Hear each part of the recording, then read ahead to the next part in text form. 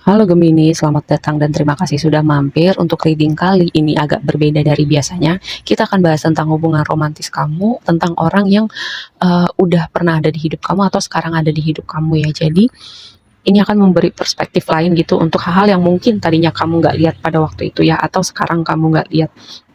Oke, yang pertama aku dapat ini, sebelum kita bahas lebih jauh, vibe-nya memang agak berat ya.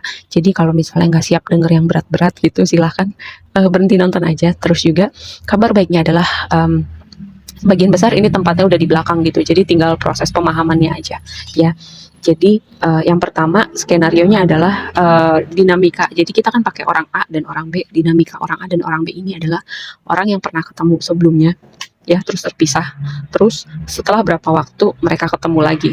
Skenario berikutnya adalah ini adalah orang yang ini sebenarnya sesuatu yang aku selalu tekankan gitu ya. Kalau misalnya kita baru putus, baru break up gitu, baru meninggalkan sebuah suatu hubungan yang signifikan gitu ya, misalnya udah hubungan bertahun-tahun, sebaiknya aku selalu bilang sebaiknya ambil waktu sendiri dulu gitu, ambil waktu untuk healing, ambil waktu untuk berefleksi terlebih dahulu.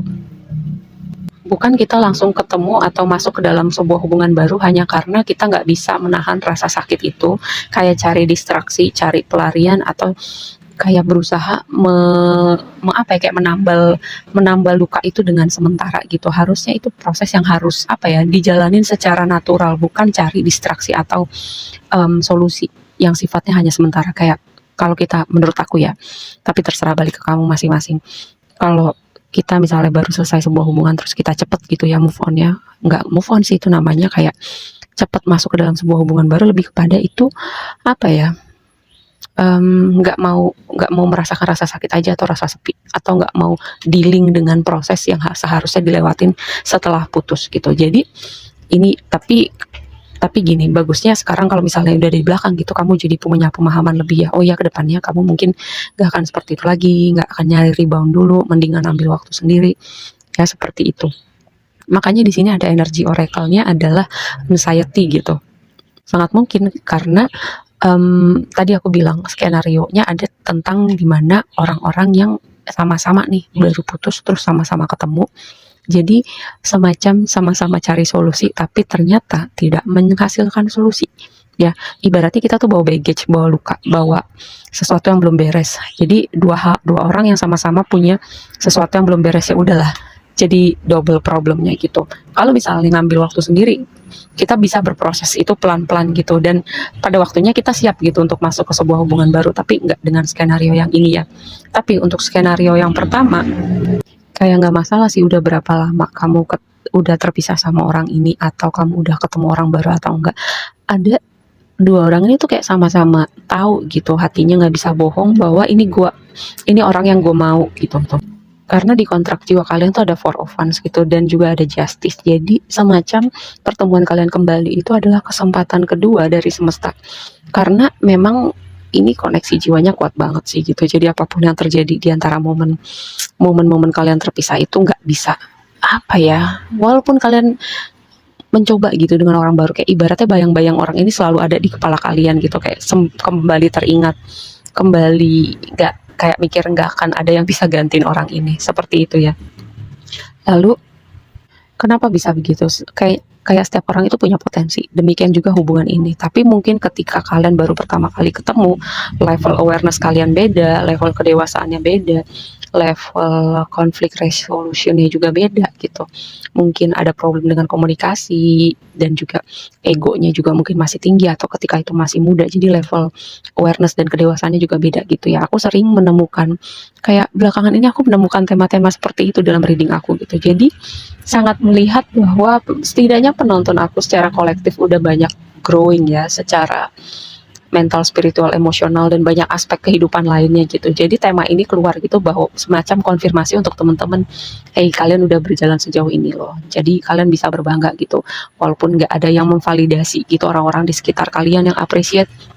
Aku sangat apa ya, kayak seneng gitu lihat teman-teman penonton aku setidaknya secara kolektif udah banyak bertumbuh, banyak berubah gitu, terutama ya dengan hubungan dengan diri sendiri dan hubungan dengan antar manusia gitu, nggak terbatas pada hubungan romantis aja. Terus advice-nya di Seven of Pentacles untuk kalian yang resonate dengan skenario yang pertama gitu, aku bilang, mungkin nggak sabar gitu ya, kapan gitu, karena kalian yang kayak masih merasakan orang ini, masih memikirkan, atau sebagian lagi yang lebih sensitif lagi, kayak kalian bisa merasakan energi orang ini, entah kenapa orang ini juga merasakan hal yang sama, tapi kenapa nggak reach out juga gitu, belum waktunya gitu. Belum waktunya kalian ketemu lagi ya, jadi sabar. Aku selalu bilang divine timing ya. Di momen kalian terpisah ini ada hal-hal yang perlu kalian proses terlebih dahulu ya. Ada hal-hal yang bisa kalian pahamin di saat kalian berjalan sendiri gitu.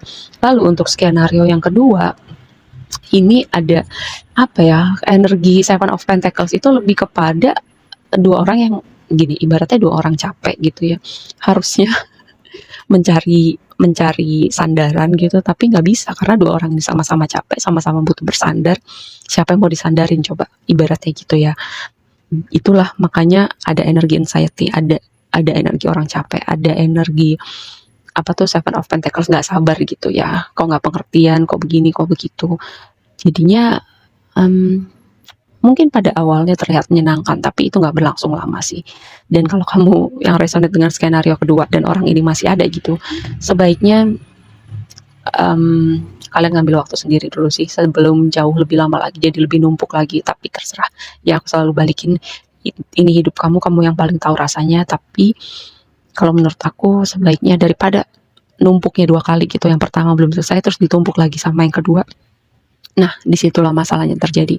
Lalu juga ada kemungkinan nih variabel di mana intervensi orang-orang di luar hubungan ini ya. Aku nggak melihat energi orang ketiga sih, tapi ini lebih kepada sesuatu di luar diri kalian nih, misalnya kayak pekerjaan, misalnya kayak pertemanan, anggota keluarga. Kayak itu juga jadi variabel yang signifikan dalam hubungan ini. Misalnya kayak ketika ada sesuatu nih problem, terus kamu curhat ke teman kamu atau si orang satunya gitu, kadang hal itu bisa jadi sesuatu sih, curhatan itu ya, atau ada anggota keluarga yang nggak suka dengan hubungan ini atau nggak terima. Terus misalnya contoh lagi ketika hubungan ini berada di fase challenging juga, misalnya yang satu tuntutan pekerjaannya lebih tinggi gitu, jadi kayak yang satu butuh untuk mengkomunikasikan, tapi di satu sisi juga kerjaannya udah menyita waktu, menyita pikiran, menyita tenaga. Disitulah problemnya dimulai gitu. Jadi yang aku maksud variabel di luar hubungan ini bukan orang ketiga sih, tapi lebih kepada mungkin pertemanan, anggota keluarga, ataupun pekerjaan ya. Dan pesannya adalah fleksibel sih, kalaupun ini kamu yang di fase menunggu, atau yang tadi pakai skenario kedua, atau kamu dalam penantian ketemu orang ini lagi. Pesannya adalah ke depannya untuk kamu belajar fleksibel gitu, lebih pengertian ketika ada variabel di luar hubungan ini yang mungkin signifikan juga gitu untuk mempengaruhi dinamika hubungan ini. Semoga bisa dipahamin ya, bahwa kadang-kadang ada sesuatu di luar maunya kita gitu terjadi, dan disitulah sebenarnya ujian gitu untuk hubungan ini, untuk orang-orang yang ada dalam hubungan ini, gimana untuk kompromi, untuk saling pengertian gitu, untuk sama-sama memberi ruang ketika hal-hal di luar maunya kita terjadi gitu. Seperti itu ya. Oke, aku rasa segini aja dulu readingnya kali ini buat kamu ya. Semoga bermanfaat dan memberi perspektif lain. Dan sampai ketemu di reading berikutnya. Bye.